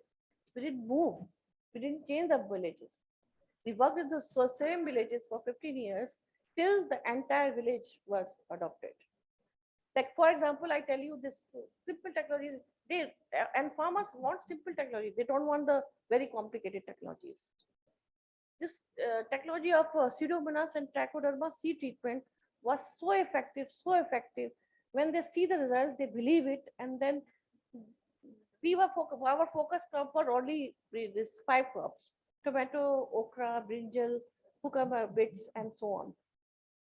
But they started using this technology for all the crops which they're going, because they saw the benefit. Benefit in 2 terms. One is not only they're protected from pest and diseases, but the shelf life of the produce, the quality of the produce was much better than what they were getting with the other fungicidal treatment. Okay, so this was selling their produce at 3 times higher price than what they were getting for their traditional practices. Why? The Pseudomonas particularly is very effective in enhancing the shelf life of this produce. So it produces certain kind of chemicals which enhances the shelf life of the vegetables, and particularly the vegetables like okra, and the color it imparts to this crop is also so good. Like this fluorescent green color you get the okra, unlike the dirty dark green which you get from the conventional. If you see the okra which is coming in the market, it's all loaded with the pesticide or something. It's all dirty dark green. The look itself is not good. but the look of those one with treated with seed with pseudomonas, and it farmers picked up this technology on their own. We didn't have to. The second year itself, after 2 years, it was picked up very well. Second thing which they picked up was the pheromone traps. Pheromone traps were very effective because they saw the insect coming inside the trap. They saw the insects coming inside the trap, and then when they saw the numbers, so the pheromone traps, this yellow sticky traps work very well because the seeing is believing. When they see it, they believe it, and then they adopt it. So that's the second thing. And then but some farmers, they don't want to share with the neighboring farmers because they don't want to do the competition. They want to produce a competition for themselves. For that matter, you need to for the larger adoption, but they need to told that if you don't do this in the larger area, what will happen? The neighboring pests will come to your crop. So it is area-wide adoption is very important for any technology so that the effect is seen at larger scale. This is one thing. Then second thing you want mentioned about the paper versus the societal impact. This is very true. Like many of the people were just working for the sake of publishing the paper. The research is happening, but nowadays there is a lot of emphasis on the societal impact of the science. So everybody is asking, what is the impact of your research on science? So initially it was only the paper impact factor. What is the impact factor of the paper? Now people are asking, what is the social impact? How much is the adoption of your technology, whatever you have published, whether it has gone to the second level or not? So this is now it is coming. This culture is being now generated. I think Silvamurthy sir can put because he's heading the committee who's committee of established by Government of India only on the science and societal relationship. Sir, could you? Yeah, thank you, Dr. Nutan. Thank you, Mr. Shivakumarji, for this wonderful question which you have raised. The first thing which I like to say is the whole world is looking for sustainable agriculture, the organic and not use of pesticides which affect the health, long-term, short-term effects of pesticides are well known, OP, particularly OP compounds. So there is a great concern about the use of chemical pesticides. So that is why the IPM program, which focuses on biocontrol of plant disease management and plant disease management, is very, very important area where trichoderma is one of our focus, but nematode based also we are doing. So this sustainable agriculture is going to be the future. The globally people are looking for it. Then the second thing is scientific social responsibility, which Dr. Nutan mentioned. How do you connect science with society? I have been appointed by Government of India because Prime Minister made a statement in Indian Science Congress that science should serve the cause of society. So immediately a national policy was made for India. I was made the chairman of this national committee to formulate the policy for scientific social responsibility. Like corporate social responsibility for industry, the government established a scientific social responsibility. Here, as you rightly said, the impact, not just only impact of the journal in which you publish, but what impact it made on the society is getting a focus. Even in our ranking, accreditation, this is given a weightage that how the outreach program benefit the society in a big way. So this is now getting a focus. So there is a transition from our impact factor journal publication to impact on the society. So I think such a change in Nepal also would be coming. And I'm sure you are the senior officials there who will bring this change. Science has to benefit society. Thank you, Dr. Nutan. Thank you, sir. Thank you, sir. There's a hand over there, please.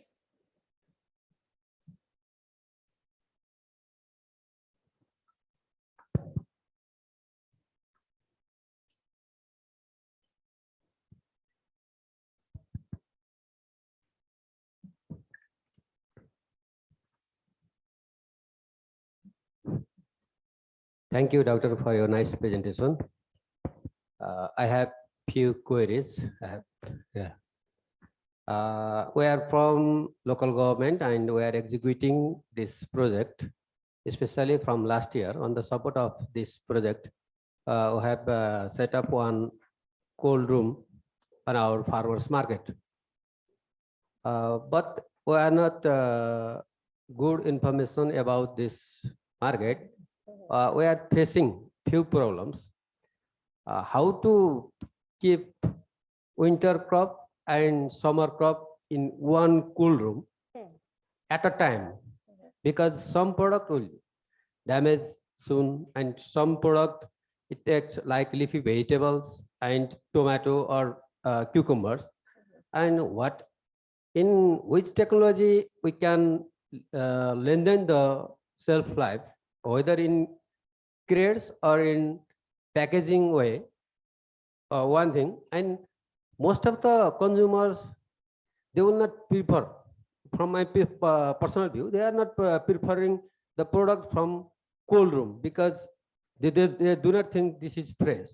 Then how can we motivate them this is fresh or this is original, like that way?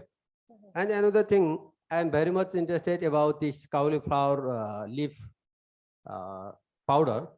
Can we get protocol about this? How can we make it? Whether it is easily we can do or not? I am very interested because we are in my area. This is Pokhara city. We are facing lots of wastage problem. Recently, our city has international airport.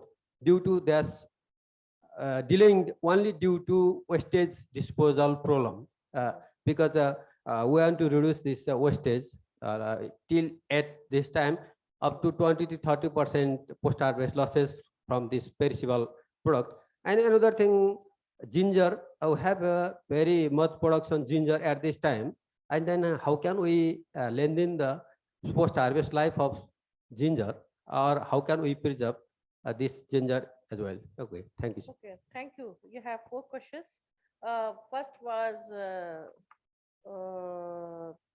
one was about the cool bot. How to keep the different crops in same room and at different temperatures. For that, I think you need a multi-chamber cool bot. In single chamber, you cannot have because temperature requirements are different for different crops. But this cool bot basically doesn't do anything. It is based on the outer temperature.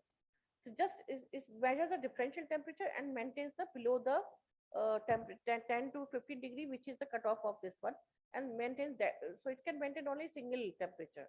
You cannot have 4 or 5 different temperatures maintained by the same cool bot technology. So maybe we have to devise different sensors. We need to in different cool bots. So far that technology is not available where we can have 5 degree or 10 degree or 15 degree kind of things from the same cool bot sensors which we are placing it on. That's first thing. And your second thing was about the cauliflower. Sorry, about the cauliflower. Second question was about the cauliflower leaves. Cabbage and cauliflower leaves. Leaf powder. I think I will give it to the Dr. Silvamurthy sir, like how this technology can be given to the Nepal, because it will come through the STIF. STIF will let you. So we will. I will pass it on to Silvamurthy sir for this query.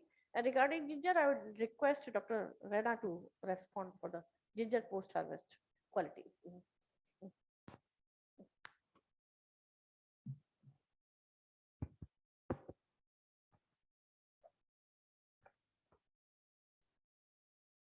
Silvamurthy sir, आप उस regarding cauliflower. Yeah, Dr. Nutan. Yes, sir. Let me also reflect on 2-3 questions which he raised. One is on the post-harvest, which he mentioned about 2 types of cold winter crop, summer crop. And so, as you rightly said, we should have a multiple chamber. You cannot keep in the same chamber these 2 types. But I would like to say, since people would like to have fresh things, we have given that zero energy cooling chamber. That is very important, where farmers can construct in the field itself. All that you need to have a double wall brick structure, put the husk on that, water keep dripping in the air space, and then the air space gets cooled, and in turn that chamber gets cooled. So there's no electricity, and the farmer can easily construct. We will only give the coordinates which have been standardized by Amity as well as IARI.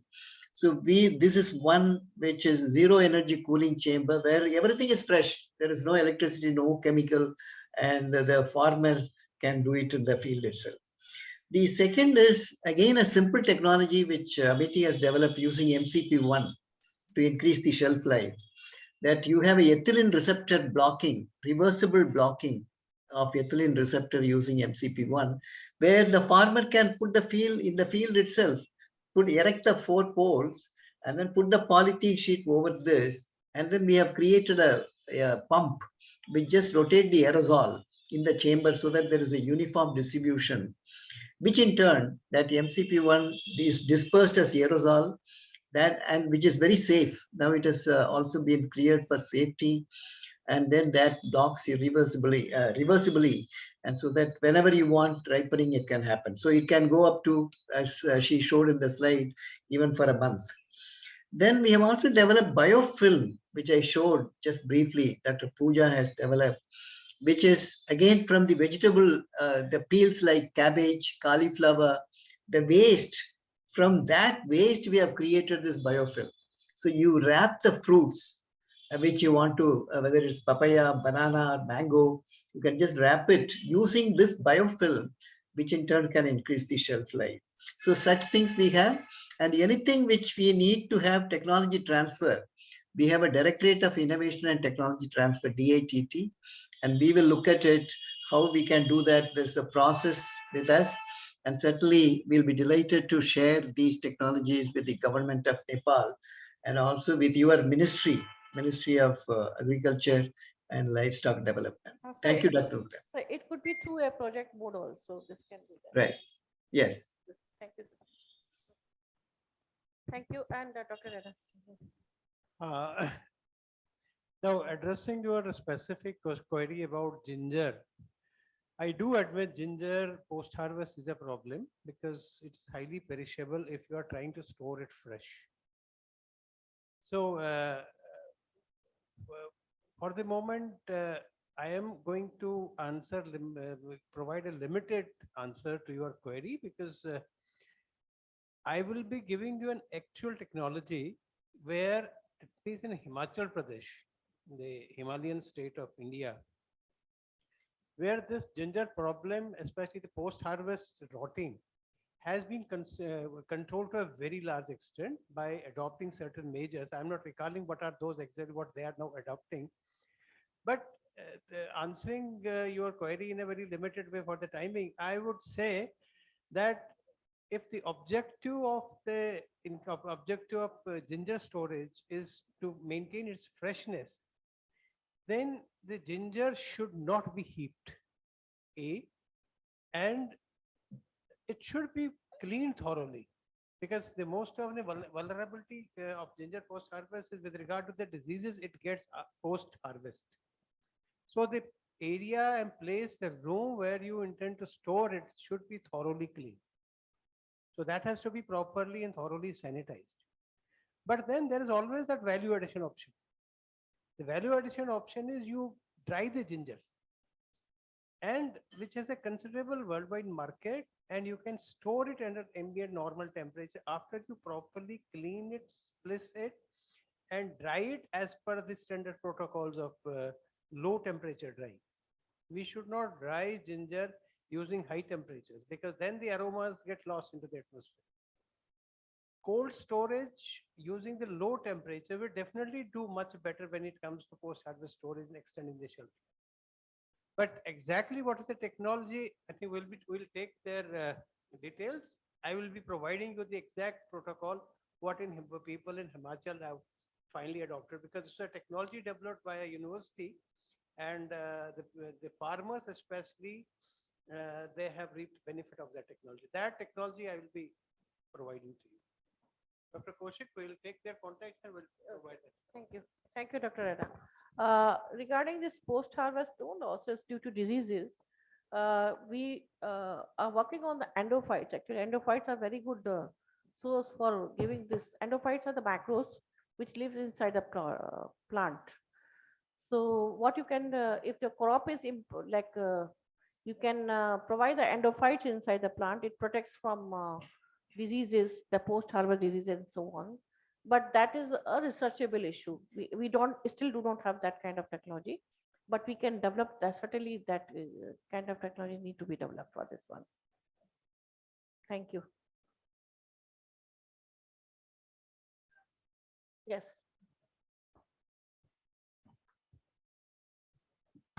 Good evening once again. I'd like to acknowledge Dr. Silvamurthy and Dr. Nutan Kausi and all the members of MET University. I'm from Sora, I already said that, known for the single horn rhino and famous for the banana. The major crop is one of the major crop is banana, and especially the farmers grow yellow skin variety known as Malbog, known for the long post-harvest life and sweetness. But since last 10 years, we have been facing from a disease called Panama wilt. And I especially interested because in previous your presentation, you mentioned the gold microbes. Then we have been working on many biological control agent like fungus trichoderma, especially trichoderma species in previous years, but we couldn't tackle with this disease. Farmers of Chiton, especially farmers of Chitons, are forced to use the green varieties. We are almost familiar with this variety known as grade 9 or shortly known as G9. So I'm very interested that can we work on this disease from these microbes or anything. And I like to please the Ministry of Agriculture and Livestock Development Nepal to work on this diseases with Amity University. Thank you. Thank you for your question. We certainly have range of microbes which are microbial solutions which are available at MIT University. We can test all of them, and then the one which is working most efficiently, we can propagate this one. So absolutely no problem. We can do that. Certainly, it's a welcome step, and we are glad. And they can control the fusarium wilt. Yeah, it's caused by the fusarium wilt, but it's a special strain. So that need to be tested. So we can test those strains of the TR4. Anyone else?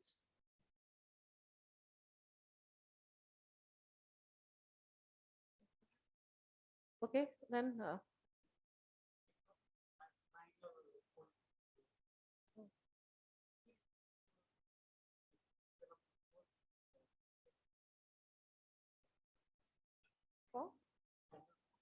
Gender perspective, any technology. Okay. Our technologies are not so gender specific, but from gender perspective point of view, like I have to think about it maybe because we haven't given this as the gender perspective, the technology development part. Thank you. Thank you, everyone. I hope you like the presentation and you could, there are some takeaway points for you, for everyone. Thank you so much.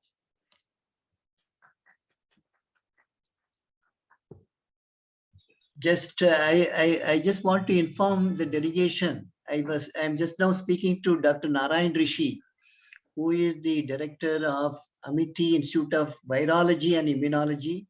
They deal with plant pathogens as well.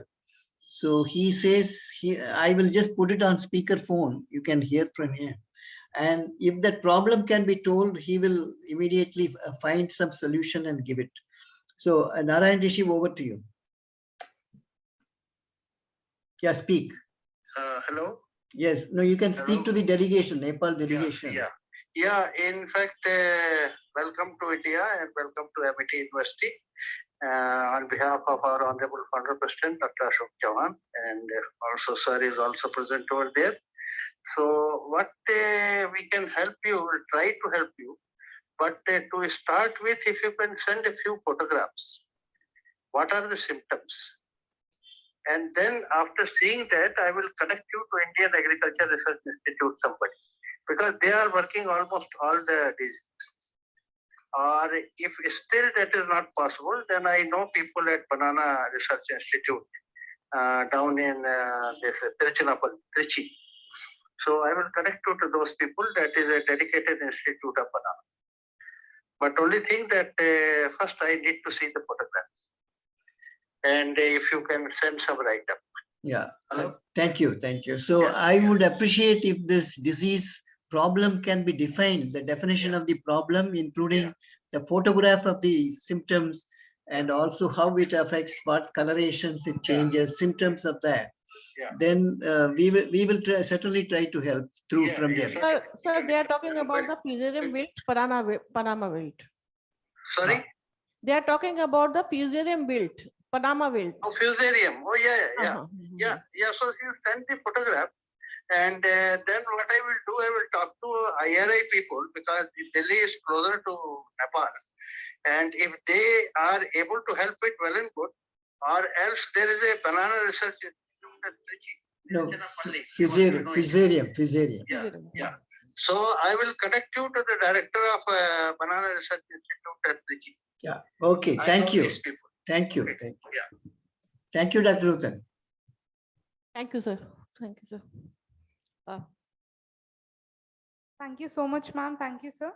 As our next speaker, we have Dr. Balvinder Shukla, ma'am, Vice Chancellor, Amity University, Uttar Pradesh, kindly gracing us with her presence.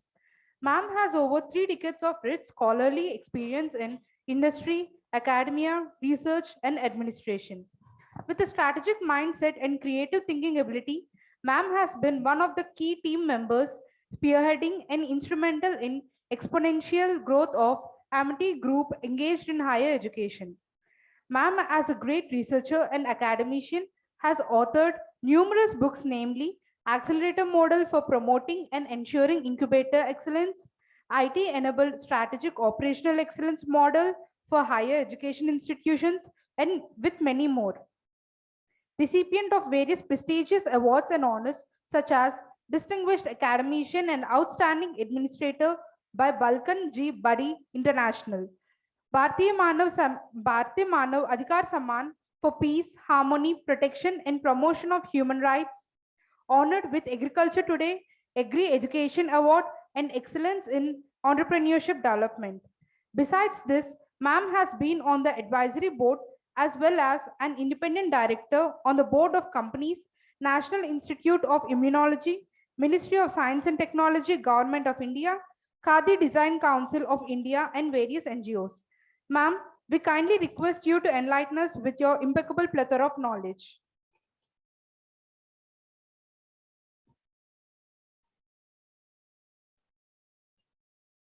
I think ma'am will be joining shortly. Okay.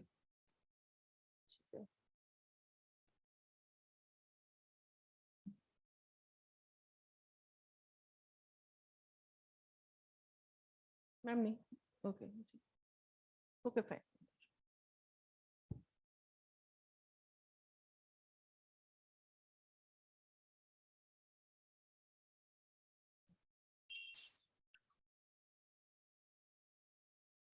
Dr. Nutan, I think she has already addressed the participants, so maybe that she is busy elsewhere. So you can go ahead with the other programs. Okay, sir. Thank you. I thank all the speakers and participants from the bottom of my heart for taking time from your busy schedule and being a part of our seminar. The presence and wise words of our speakers helped magnify our cause in the best possible way. Our seminar was a huge success. All thanks to your enlightening words that inspired so many people out there. Thank you very much. Now, I would like everyone to please grace us with your presence on stage for a group photograph. Before we disperse, may I request Dr. Deepshika to introduce herself, because She joined late, yeah.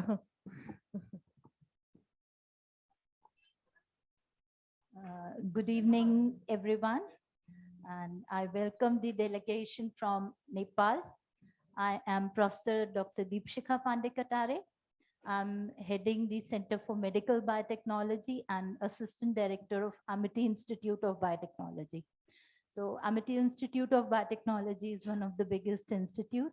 We have around 86 faculty members, 2,000 students with various UG and PG programs in biotechnology, bioinformatics and biochemical engineering, as well as BScs in medical biotechnology, zoology, again, bioinformatics and biotechnology. So this institute has 5 centers. So Center for Medical Biotechnology is headed by myself. We have 28 faculty members working in various areas, cutting edge areas of medical biotechnology. 80% government funded projects are there, and all the leading technologies from communicable to non-communicable diseases we are having. So we have around 235 patents filed by our faculty members, more than 40 patents granted. And the second center is Center for Plant and Environmental Biotechnology. So today the post-harvest technology, which was being showcased, one of our faculty member was also working in with Dr. Saran's group. So plant and environmental biotechnology people are working in the area of agriculture, medicinal plants. They are working with the genetically modified organisms and the environmental biotechnology.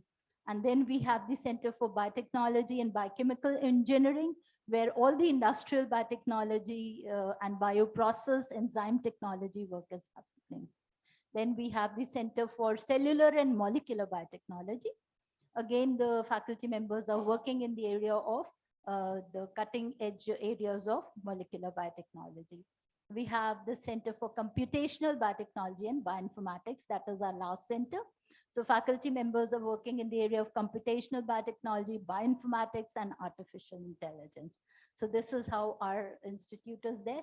So we would definitely like to have collaboration with your budding scientists, and we will look forward for the future collaboration. Thank you so much. Thank you. I would like to thank all of you from my bottom of my heart that you could visit us and then see our the small part of the presentation from the Amity University. You could see that some glimpses of the Amity University. And then we will, after this good photograph, we will go to the lab visit and then the field visit. And so that you can also see only not all labs, but only selected labs we are selected because we are short of time. So that way, so we can go to the lab and then maybe we can go to the field first because the sun, I do not know how. So I think it is better to take them to field first before the sun sets down. Sun sets down. So field first and then we'll go to the lab visit. Thank you. Thank you, Nutan. Thank you, sir. Thank you, sir. Thank you for all the members. Thank you so much.